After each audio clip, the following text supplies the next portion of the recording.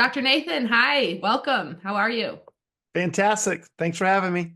Absolutely. So today, you guys, we have Dr. Nathan joining us from SIDECAR, a chiropractic coaching group. I'll let him tell a little bit about that. But Dr. Nathan and I and Perfect Patients and SIDECAR have gone back quite a few years now.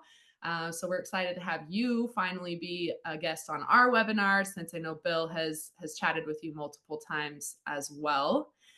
Today's topic is going to be on something I know you are very passionate about. I've enjoyed hearing you speak about it, and that is experiences for patients in your practice and how you differentiate yourself. So, why don't you fill everybody in a little bit on your background? Yeah. I grew up in a chiropractic family. My dad's a chiropractor, about 50 years. My brother's a chiropractor. My uncle's a chiropractor. So long history of chiropractor. Started working in a chiropractic office when I was 15 years old. And it was about that time I said, you know what? I'm going to be a chiropractor. So it was something I always knew I was going to do. So, as a practicing chiropractor for 25 years, I've owned and operated 6 offices. And so I've done everything wrong you can about imagine throughout my career, but along the way, I got the bumps and bruises to show it, and some few things have gone right. But Yeah. one of the things that we fell in love with along the way is the whole thing we're going to talk about today, Lauren. That's patient experiences. Love it. Yeah. Well, we're excited to learn from you about all of that and appreciate you being here. So, tell me, let's just kick this off. So, obviously you mentioned a little bit of things you've seen gone wrong. You've experienced multiple businesses, owning all that goes into it. But I think a lot of questions we get these days, especially from a website perspective with Perfect Patients, is how do I differentiate myself? And that's one thing that we strive very much to bring to light in our custom websites is what is your differentiator? And if you haven't sat down and went through your core values and what you do different and what patients can expect, we need to do that because that's what we need to highlight to Mhm. attract your correct patient or your ideal patient. Um, and so tell me just a little bit. Yeah, let's just dive in. Tell me about this patient experiences and how you've Mhm. gotten to where you are with it. Well, I'll never forget. There was a point in time along the way that I was having one of those nights where you're laying in bed and you're watching the alarm clock and the little red numbers go clicking away, 11:30, 12:30, 1:30, and I was tossing and turning. And it was at that time in my practice career that I was frustrated. I was frustrated because I thought I was a really good chiropractor. Technically, I had all the skills. I knew how to adjust. I knew how to diagnose. Competencies were there, but I Right. wasn't seeing the results. And it was in that evening that I finally said, you know what? I was out of money, wasn't growing. I had tried not to wake my wife up that night, but I finally got up out of bed and looked at myself in the mirror in the bathroom and said, dude, you can't keep doing it this way. You're gonna have to change what you're doing. Something's It was got to at change. that so it was at that point in time that you know what? I said, I was sitting with a lot of debt. I had a mortgage debt, I had student loan debt, I had debt in my business. I had 2 little kids at the time. And I said, you gotta just my urgency was there. But it was at that time in that moment that I said, okay, Nathan, show some humility and figure out what's not working. So at that point in time, I started to read every book. I started to get around people that were very successful. I started to lean into people that started to teach me more about who I was. I'll never forget the conversations I had with Bill Esteb during this period of time. He was a major mentor to me throughout that time as well. But it was people like that in the books that I would start to read, and I started to change. Now, So I yeah, was go just ahead. going to interrupt really quick. Let me ask. So, Yeah. one thing we always hear about, would you say at this time your mistake was, I know what I'm doing, I have the competencies, and I just want to see, as Bill would say, a warm body with a spine. Anybody, everybody, come in. I just need patience. I'll do anything. Eh, yeah. Yeah, yeah, totally. And that was, you know what? I knew everything. I was standing in my front door, staring out the window day after day and watching the cars drive by. But the problem was they were driving by. None of them were stopping. And Right. so I still had bills to pay, had bankers call and say, "Hey, you don't have enough money to pay your mortgage, pay your payroll." So it was at that point in time, it's like, yeah, a warm body's a good way of saying it, Lauren. Great way of saying it. So is it that there was a book I read at that time though, and it was a book called The Experience Economy. And The Experience Economy is written by two gentlemen, Joe Pine and Jim Gilmore. And when I read that book, it changed the way I looked at things. It was businesses that had dedicated themselves on differentiating themselves from experiences, not things. And the thing to me at that time was I have my two hands. I'm a chiropractor. I know how to adjust. I knew how to do these things, but I didn't understand human behavior. I didn't understand what do patients really want? Do they Yeah. even like me as a chiropractor? And so it was when I started to understand that. And these two gentlemen, they wrote that book. This is over, I don't know how many years ago. It was, published by Harvard. And it still to this day is the book that people go to look at and study experiences. I mean, the big brands, Disney, the Harley Davidsons, Coca-Cola. So we took those same principles and started to incorporate them into our world of chiropractic. And when we started to do that and started to understand what do people really want and differentiate ourselves on that, we started to see a difference. And that would go all, to the very why I've used perfect patience for so many years is that there's this old thing called confirmation bias, Yeah. right? People are like going, okay, I want to confirm that what I've heard is right, or if I'm going to go search for a chiropractor. So it starts, people, especially nowadays, they're going to your website. Yeah. And I'm still That's amazed, Lauren. I'm still amazed of doctors' websites. me too. Because if you're anything like me, which I guess you are, when I go search for other businesses Yeah. to get my hair cut, to a spa, a restaurant, I mean, that's confirmation bias right there, is it not? I'm looking at it going, okay, I like the way they look. I don't like the way they look. They don't even have an updated picture of themselves. What, Yeah. This it's place looks all like those little things make a yeah. big difference. So when you're looking at experiences, it's the old adage, success takes place in the details. And one of those things is how are you presenting yourself to the world? So our website was very important. Yeah. But then when we started to pull apart, the authors of that book really teach 5 components. Okay. And those 5 components are number 1, a great, remarkable experience start with time. Okay. Time is the currency of experiences. People don't go to Disney for the roller coasters and the mouse ears and all those things. They go there for the memories. Yeah. Those memories that stay with your little girl when she's 8 years old and she gets to meet the princess, she never forgets the rest of her life. Yep. So the experience stay with your patients long after they have purchased your product or service. Right. So that goes into how are you answering the phone? How are Yeah. you scheduling? The time in the office, all the little things matter. And the thing that when I talk to chiropractors, and this is a big deal for me, is that I had to realize that my number one product was not my adjustment, was not the x-rays, was not the functional medicine components, was not the acupuncture, was not the decompression, wasn't all my products and services or goods. It was my time. But the Right. good news was that's what was also most important to people. Right. When people complain, time and money. Yeah. I was just gonna say, we recently just evaluated a lot of, part of our offering, we have a new patient survey, and so we just looked at thousands of these responses, that our clients have used, right? And we looked at the top 10 complaints, basically, right? So when there was a negative response, what were the top 10? And yes, money was was the first one, number one price. But the other one, a huge one, was time.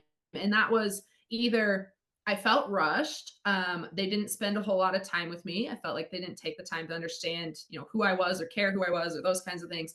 Or I sat in the waiting room for X amount of time. And, even Bill had shared a personal experience where he's like, I appreciate your adjustments and who you are as a chiropractor, but I can't afford to sit in this waiting room for 45 minutes to get my adjustment kind of thing. So it is those details, but Okay, so I love yeah, that story. And Bill's 100% right. And that's what people are doing.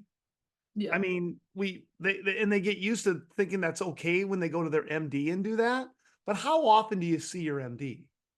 yeah. Hopefully not very often, Hopefully, yeah, hopefully once a right? year. So but when the chiropractor asks to see you more than one time, you can't go and sit in that office for 45 minutes at a time. So there's a principle we teach here at SIDECAR.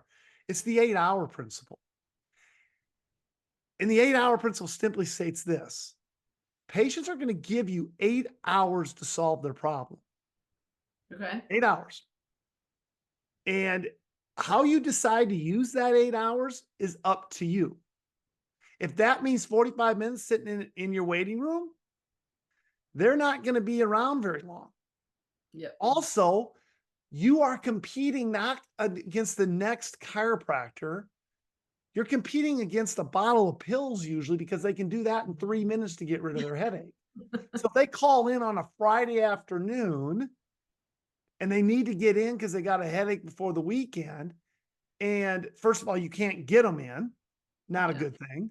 Number two, I don't know if I want to go and sit for 45 minutes to see a chiropractor. They'll take another solution.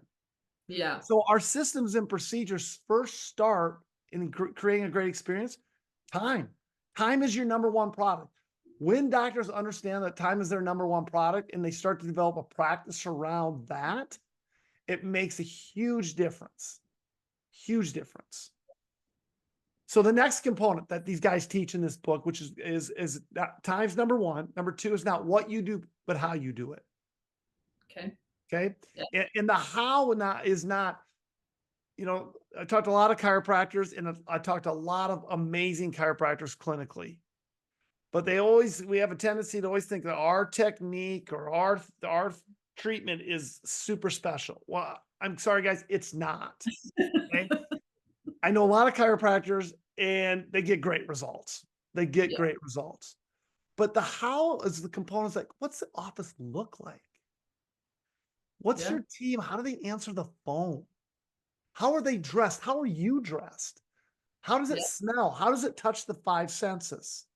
Mm. There's all the little, how do the tables feel when you lay on them? All the little tiny things that people walk in and go, I don't know why I like it here, but I know I just like it here. Right. Yeah. That's intentionality on the how and not the what. So, and I'm going high level with you today, Lauren, but these are things that we teach, is that Yeah. there's fundamental principles that when you put in place on these components of what a remarkable experience looks like, that's how doctors practice. And the ones that we see that are doing the best, they understand these principles. I love your comment about the five senses too, of just like we talk about it at Perfect Patients. Like when they land on your site, how do they feel? There is an emotional connection. And 100%. does that translate when they walk into your office? If your website is, clinical and white lab coat and stethoscope, might be missing the mark a little bit.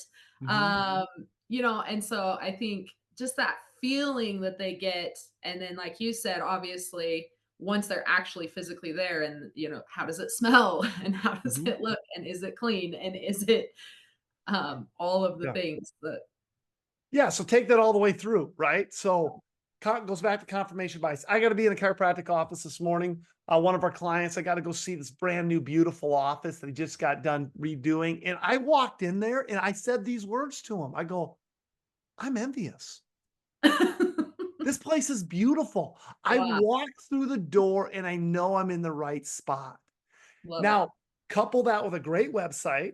Yeah. Someone who answers the phone correctly, gets me scheduled correctly, then I walk through the front door. I haven't even seen the doctor yet, and I already have confirmed I've Good. made the right choice. Yeah. Yeah. Yeah. So the third component, only and exactly. Now, this is something that, that every patient encounter is different. Okay. Every patient encounter, every patient is different. So Yes. chiropractors say, well, I do the same things. I go, hey, you should be very clinically competent. Your financial policy should be tight. You should have great customer fulfillment. But when we teach only and exactly, see the person in the patient. Don't just talk about them as the work comp patient, the Okay. personal injury patient, the low back patient. No, it's a human being. Treat them like a human being. So we use an acronym in our office called Okay. FOR: family, occupation, recreation, and dreams. Okay. So Lauren, tell me about your family. Well, my personal family right now is my dog Oakley, who's back here snoring. Hopefully, we can hear Okay. it. Okay. Yeah. Okay. Um, but I'm the youngest of 9. So I have 26 nieces and nephews. I have a bunch of brothers and sisters that I absolutely adore, and it is a lot of fun. Okay. And what do you do for a living? I'm the director of sales and marketing for Perfect Patients, chiropractic digital marketing and website company. Love it. And when you're not working, what do you like to do for fun? Travel, hiking, recreation, get outside. Yeah. Okay. And what's your dream? My dream is fulfillment, just giving back and making sure that I leave a positive impact on this world. Okay. Did that feel weird? No? Did I just find out a lot about you? Yep. Could I now personalize every time I see you someone because I just have a deeper and if I see Lauren's face when she starts laughing, she lights up. She's talking about herself. She's got not youngest of 9. I can't imagine what that was like. Yeah. I want to meet Oakley because I love dogs. Yeah. So now all of a sudden, what if all of a sudden now maybe when Lauren comes in to see me, the team has a dog biscuit for Oakley to take home. You'd get me. You'd keep me coming Yeah. back. Would that be a little wink to Lauren going, I'm paying attention to you? Absolutely. Yeah. So it's not hard, but you have to be intentional. Yeah. Yeah. Absolutely. So I'll use an example. I got all this stuff sitting behind me in my office. All these things are things that are near and dear to me because of exact experiences, just like I just told you. I got stuff people give me the goofiest things, but they mean something. So how can we do that for our patients? I'll tell a quick story of a patient I took care of. It was their 50th wedding anniversary. And he had told me, yeah, Nathan, we're going to start going to the lake. Connie and I are going to start doing some fishing. And so the team, we're listening. We have, like they say at Disney, have your ears on. So the next time Dan and Connie came back to the office, we had a knife, a fillet knife with their wedding date on it and their initials. Oh. Um, I'll tell you, every time he's come in after that, he rarely talks about why he's there. He's showing me pictures of fish he's filleted, but Oh. but it's little tiny things like that that you can make a huge impact. I'll give you another one. This is operationalized in our offices. When a patient is within a week of their birthday, when they check out of the office, there's a Oh My Cupcake, these wonderful cupcakes from a local place here. And we put a candle in it and we light it and offer, yes. And the candle and lighting the candle is intentional. That's part of the stage. And every time you do that, many people sometimes don't even get a birthday greeting. Yeah. So another example. So let me move to the fourth one. And this kind of gets into what I'm talking about right here is surprise. Okay. So surprise is people expect to come to you and get great care. They expect to get rid of their headache. They expect to get rid of their low back pain. They expect to be able to go and start doing whatever they wanted to do in their life, but it's been limited because of whatever they're struggling with. They Yep. expect that. They expect you to have good financial policies. They Yep. expect you to communicate clearly. What they don't expect is like a dog treat for Oakley, Mhm. right? What they don't expect is that when the mom comes in with the two little kids, that you go take care of the little kids, the techs do in your office, why mama can spend 5 minutes getting adjusted, Yep. right? So find unique ways to surprise patients. Another example would be we standardize this. Every time our team gets paid, we want them to write a handwritten note. 2 handwritten notes every pay period. Why? Because it's not me paying them. It's the patients paying them. Fair. Yeah. Pretty good marketing technique, isn't it? You know what I Yeah. mean? If every time we're sending out, all of us, a minimum of 2 handwritten notes, that's a surprise. People don't expect Yep. that. I think one thing I'm like feeling from this conversation too is just you're seeing your patients. You're not just seeing patients, you are seeing them. And if you're felt Brilliant. seen, something as simple as that. I knew even our COO, Julie, she was just talking. I think she just started with a new chiropractor herself, and she was raving. She's like, "Oh my gosh, I went in. I had seen her one time, and I went in, and she asked me, "Oh, are you getting excited about your son's birthday trip up to Disney?" Like she remembered and knew, and she was like, "I can't believe she's just a wizard. How does she know these things?" Or then I hear her talking to the next person and asking them about, something. And she's like, I felt so good. Like it was like you go there expecting, yes, your alignment and your adjustment and getting that relief. But to have that little bit that she now then comes to all of us and she's raving to multiple people about Mm, just that little bit of effort to say, hey, I'm going to find some personalization that I can have communication with you, make that mhm, connection, and just let you feel seen instead mhm. of, okay, next patient. Yeah, On to the 100%. next. Yeah. 100%. And here's the thing. I do this with doctors all the time because, like you said, people complain about time. Well, it was too quick or it was too long. Well, they're both not good, right? Right. What Yep. you what I don't want people to miss there is if Lauren and I right now said we're not going to talk, we're just going to stare at each other on this call and we're going to wait 2 minutes. It would be the most awkward 2 minutes for both of us. 2 minutes is a long time. Yeah. 3 minutes is a long time. Whatever your treatment time is, it's a long time. Be focused, be present, be intentional, Yeah. become a great communicator, work at it. So these are things that we are always working with our doctors is just saying, it's more than just being clinically competent. You've got to work on your social skills, on your communication skills. You've got to have systems and procedures that serve patients with these 5 components of a great patient experience. So let me go to the last one. Okay. The Yep. last one's all for one. And you touched on this a few moments ago. And this is what I love about what Perfect Patients does with the websites. It's like all for one is, who are you? What's your vision? What's your mission? Yeah. What are your values? Right. So our vision is to enhance millions of lives. People say, "Oh, that's kind of a Nathan. That's pretty big. Millions." I go, "Well, think about it.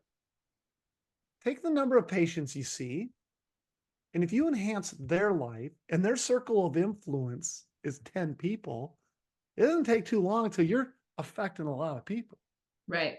right?" Absolutely. And our mission is create unforgettable experiences. When you Yeah. go out to Yelp and you go and look at in Yelp and you look up, people all moaning and screaming and complaining about chiropractors, you rarely will find a complaint about the treatment. Yeah. The complaint will be, I had to wait too long. Yep. They didn't explain how much it was gonna cost. Yep. The place stunk. Yeah, it was dirty, smelled bad, they didn't call me It's back. all these things. Yep. It's all these things that we need to pay attention to, but really the all for one is goes into how you train and you develop your team. It's all for one. And it's got to be circled around a cultural foundation. What's your vision? What's your mission? What's your values? And are you living up to it? So if you got those five components, and again, I'm going high level with you today, Lauren, but Yeah. it's about time, number one. Number two, it's not what you do, but how you do it. Number three, it's only exactly. Number four, it's surprise. And number five, all for one. Yeah. No, So I yeah. love it. I was gonna ask because you mentioned a few times how are your staff answering the phone and things Mhm, like that to where, there's a couple, one thing that we'll do for some of our clients is we do call recording, right? So we'll mhm, record the calls and we'll listen to them and we'll provide some coaching. And we've had a lot of feedback on that. I mean, there's multiple benefits to that. Of course, are we answering the calls? How are we answering? Are there questions we're getting that maybe we need to put more information on? But it is an interesting approach to. I'd be curious to see how many chiropractors or practices are actually listening to how their staff is answering the phone. Like, are you speaking clearly, happily, too quickly? There's all mhm. these things that go into it. I think I called an office the other day and they literally answered chiropractic office. And I was like, oh, which one? Like, did I get the Right. right place? I know your practice name is not chiropractic office, but like, Mhm. So but I Lauren, so let's stay there for a minute because this is a big deal. We're doing this with our clients right now too. We're going through it. We overlook the simple procedure of answering the phone and scheduling a patient. yep, So phone, there's three components: body language.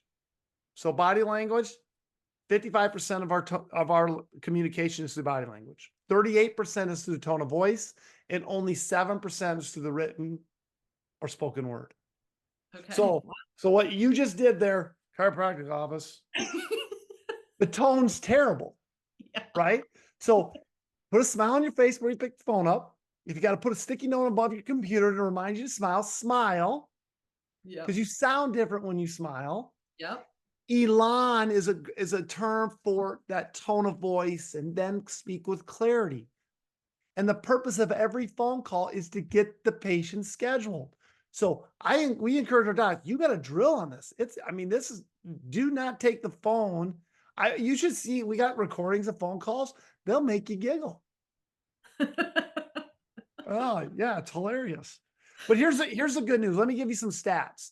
Sure. And this is from the last Gallup poll.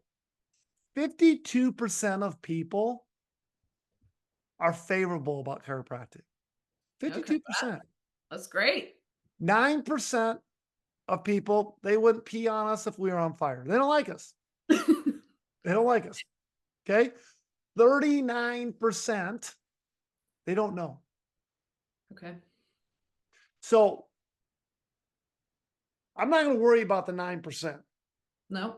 I'm going to worry about the 52% and the 39%. Right. And when they don't know us, what do?